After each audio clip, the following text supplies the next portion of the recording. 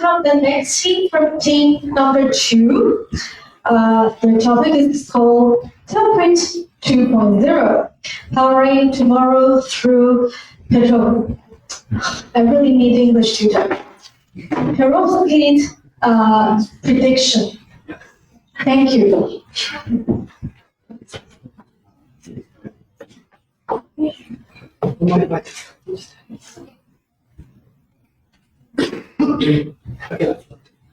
Okay, it's been 12 months since we last stood on stage. Welcome back, and a special hello to those of you joining us for the first time. Like I like to say, second time's the charm. My name is Evan Wang, and for 3 years I have been at the helm of Tealprint operations, guiding our company through thick and thin, doing quite truly a mountain of paperwork, and just getting to watch it all flourish. But what really excites me the most every time is getting to reinvent ourselves, getting to add a chapter to the booklet that is Tealprint. So I think now is exactly the time. Introducing Tealprint 2.0 and our 4 Ps of this era. Our main focus, Perovskite solar panels, and our 3 missions, predicting, powering, but most of all, providing. What exactly does this entail for Tealprint 2.0? Well, all of the details will be shared throughout this presentation, but before that, let's start this off with a little story. Jonathan? Well, let's take a look at the 3 main directions that both Ross has sort of. Sorry, your microphone. Wait. Sorry. So let me take you back to where it all begins, in the Ural Mountains, where perovskites were initially discovered by Alexander von Humboldt. Upon discovery, he decided to send a sample of this mysterious mineral to one of his friends, Gustav Rode, a German scientist. After a decade, he published his work and made 4 specialties of perovskite. It was made out of calcium, titanium, and oxygen.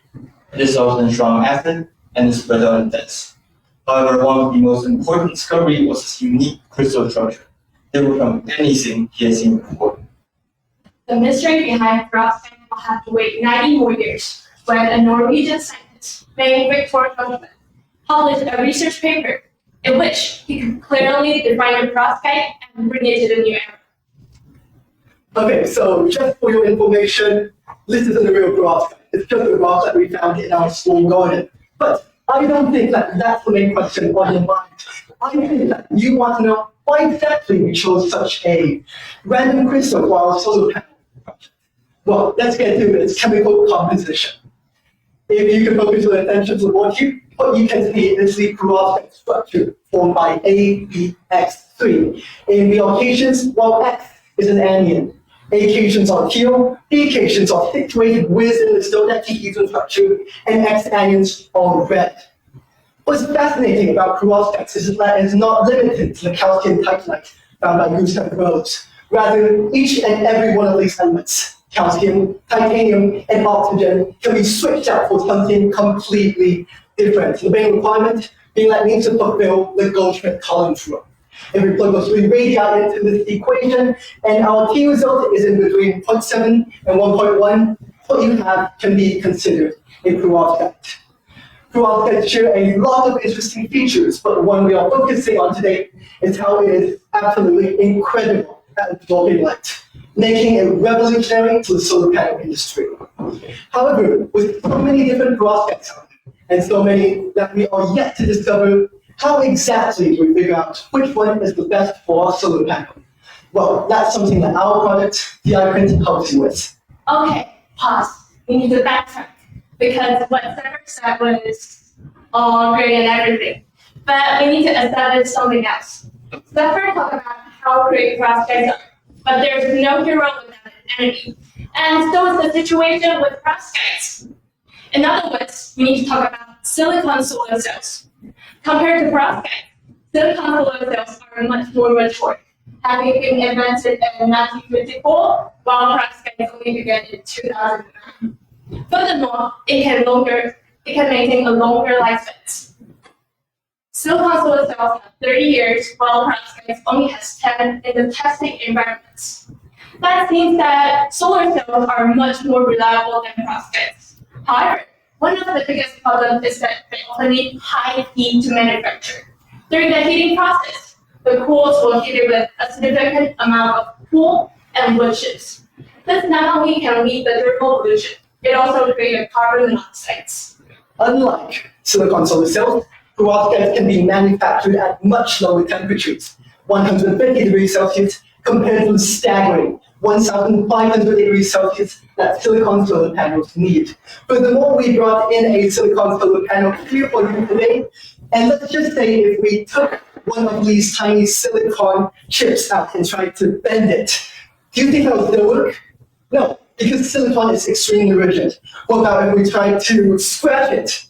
Also wouldn't work. But in both of these cases, perovskites can still maintain a high efficiency because they have high flexibility and high defect tolerance. Okay, here comes the most important part. Because perovskites still have a wider range efficiency level, from the low 3% of calcium-based perovskites to 27% of lead-based perovskites. And so, there's a lot of promise in the future for perovskites. Okay, so now I have a little bit of a hands-on activity for the audience. I'd like for you to imagine a truly ginormous number. And I don't mean to say like 1 million or 1 billion. I mean something that truly stretches what the human mind can comprehend. I mean something that verges on the edge of infinity. I'll give you 3 seconds. Okay, so that number is exactly the compositional space of perovskites, a landscape of possibilities so vast we can never truly traverse it. However, using traditional science means that if we want to find a good perovskite, we have to build each and every one of them and test each and every one of them. That's like finding a needle in a haystack, except the haystack never ends, and well, you're not even sure if this needle exists. So that's where our product, Tealprint, comes in. Basically, it relies on data science. Machine learning takes in all of the perovskite data that we give it, does a lot of computing before arriving at possible alternatives. And today, we have brought in 5 different sets of theoretical data for you to understand how Tealprint works its magic. Now, you may be wondering how and where we can access these data. There are several platforms and websites, but the most important one is the Perovskite Database Project, which contains over 42,000 species of data. However, considering that Tealprint is a commercial model, we add a lot of data of our own to make our model the best. Which is? But in order to give you a simple explanation, we'll use 50 pieces of fabricated data. Yes, unfortunately, that means the A and B perovskites are not real. But this is easier for you to understand. So wait, what does all these data actually mean? Let me simplify all these just for you. When it comes to measuring the efficiency of a perovskite solar cell, one way to visualize it is through power conversion efficiency, which basically is the percentage of sunlight converted into electricity by a single cell. Another major factor is stability. It refers to the amount of time it takes to degrade its efficiency to 80%. So don't let efficiency draw all your attention. Check out how perovskites perform under real outdoor environments. That's what determines the longer results. Something really important in the modern world is sustainability. And that, my friend, is one of our variables as well. And how toxic is a perovskite? Well, of course, it's really hard to measure. So we just get an arbitrary unit ranging from 0 to 1. That determines now at least is cost. How much a singular cell costs is really important for a consumer. So we just estimate the cost of manufacturing and materials. Got it? Okay, so I think that that's a lot of information for you to take in. So let's take a break and I'll tell you a little story. So when we're trying to film the video portion for our STEM project contest, we ran into a little dilemma. You see, adequately gesturing our data and delivering audio in an eloquent manner while maintaining the charisma shown by the Tealprint team, yeah, that's hard. But Jonathan over here came up with a brilliant idea.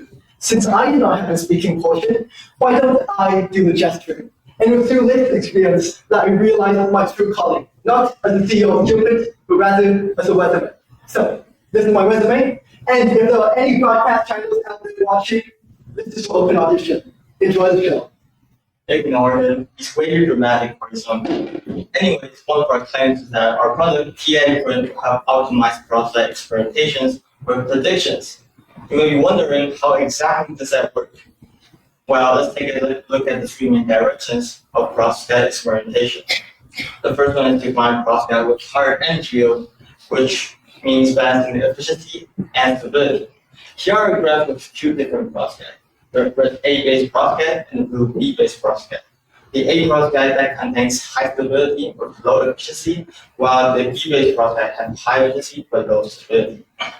So, for future research, we could try to find a balancing with the A cachings and the B caching that fits both high efficiency and high stability.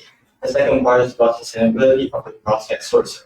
Okay, sorry, Jonathan, I need to stop you for a second because I want to remind the audience that I am not just a mind, I am a weather. So let's take a look at power conversion efficiency.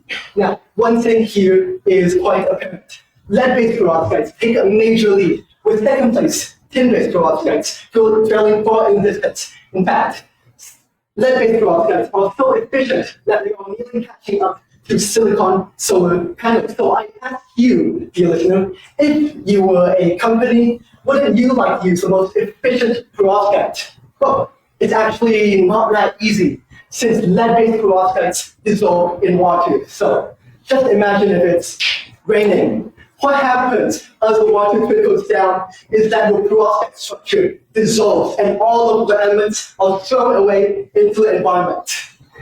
This is extremely horrible because lead is an extremely toxic material. 150,000 people die annually due to lead contamination, according to the World Health Organization, and even this is considered a low estimate. It causes increased cancer risks, cardiovascular problems, and neurological damage. Safe to say, none of us want that. So let's use the icon to find a more sustainable perovskite. Again, here are a graph again, but this time both the D-based perovskite and the E-based perovskite. The D-based perovskite contains high efficiency but high toxicity at the same time, while the E-based perovskite face the opposite problem. However, what you can see here is the fascinating is these two dots up there. They contains high efficiency comparable to the D-based perovskite while having much lower toxicity. So for future research, we need to try to find out what makes these two dots different and what we can do to improve them further. The goal of Tealprint is making the most data for consumers, whether they prioritize price, efficiency, or stability. We can analyze the data and see which perovskite stand out the most. So imagine here's a client with some needs. Yo, hello. We're looking for something that's durable because we want to produce large quantities of small electrons. So efficiency doesn't really matter that much, and we want much lower prices. So what would you recommend? You mean low cost and low lifespans? Okay, let's see. Oh, right there. Stability and affordability. Since small electric fans do not require extremely high output, this might be the best choice for you. For doing business. On the other hand, some companies, like larger solar funds, may focus on efficiency. So we can recommend this one. And this is where exactly Tealprint comes in. Tealprint is a customized system that allows consumers to choose a perovskite that fits them the best. Okay, so for those of you who have for some reason sat through our amazing presentation, wake up, because now is exactly the time for our final pitch. And I'd like to leave you with one single sentence on what Tealprint does, which is skip the guesswork, leave it up to data, because Tealprint 2.0 is a data-driven model built to optimize the research and development of perovskites, turning years of trial and error into simple digital insights. It's not about waiting patiently for breakthrough. It's about being, creating, and developing that very breakthrough you want to happen. The world deserves a better perovskite, and I think you do as well. Welcome to Tealprint 2.0, powering, predicting, and providing. Thank you for listening. Thank you.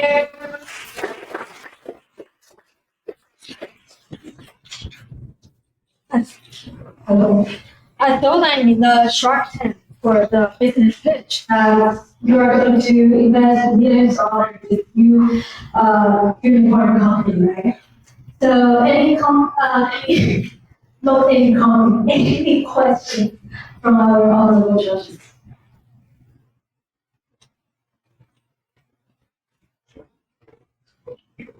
Yes. So if I understand correctly, right, your proposed product is going to offer companies a more efficient perovskite option, Yes. and this is going to create a better solar panel. Yes. So my question is perovskite easy to get to? Like, is it easy to source? Quite simply, like if we look at the most common perovskite that's used right now, methylene lead perovskite, it's quite simple. We just need 3 different elements and we can source that from chemical engineering plants.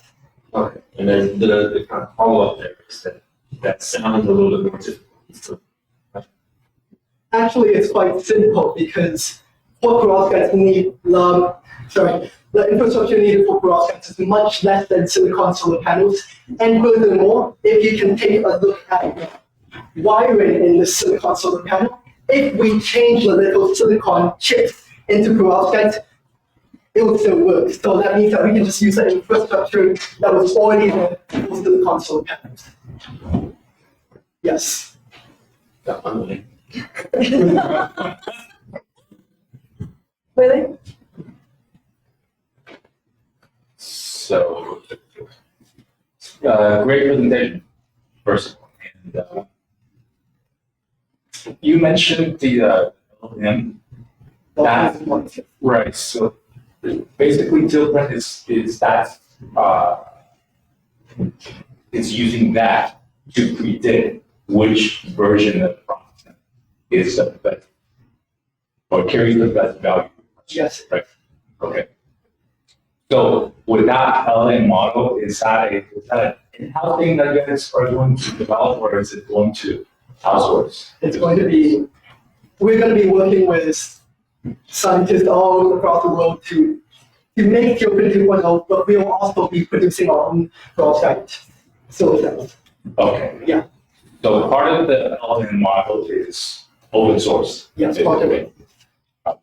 So that will basically give the public access to it to a certain degree. To a certain degree, but we are also going to be adding our own data into it to make it best more. Okay. So basically, you're creating your own competitors in some ways, right? That's what I'm just saying, because that's a great idea. But at the same time, I'm looking at it like it's very similar to the present day internet being down, where you have it's an industry, but the industry is creating its own competition. Yes, it is. Right. So you are creating like brand new industry. Yes, we're trying to stay out of the perovskite solar industry, and how we're doing that is by calibrating our LLM with all the data that we put inside. Yeah. Yes. So just trying to see the future of this project. Okay. That's all. Thanks.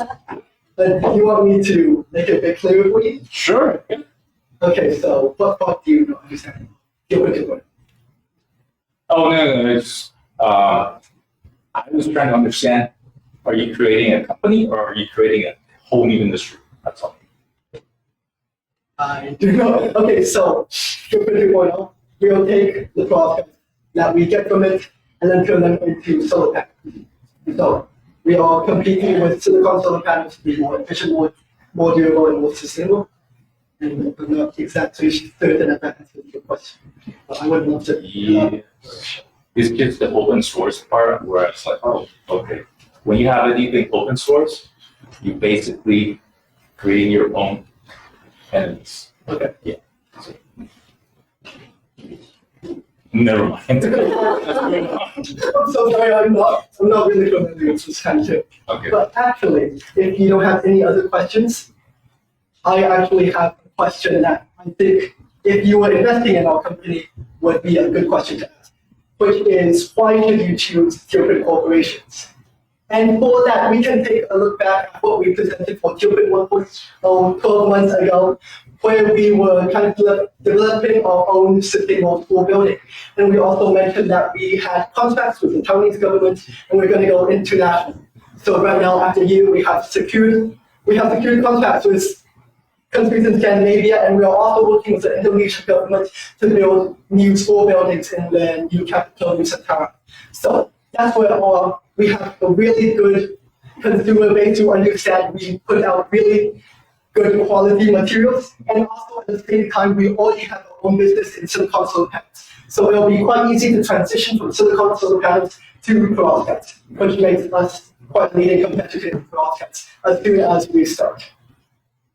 Which we are here, right? Okay, Thank you. thank you. I think the new technology to all of us today.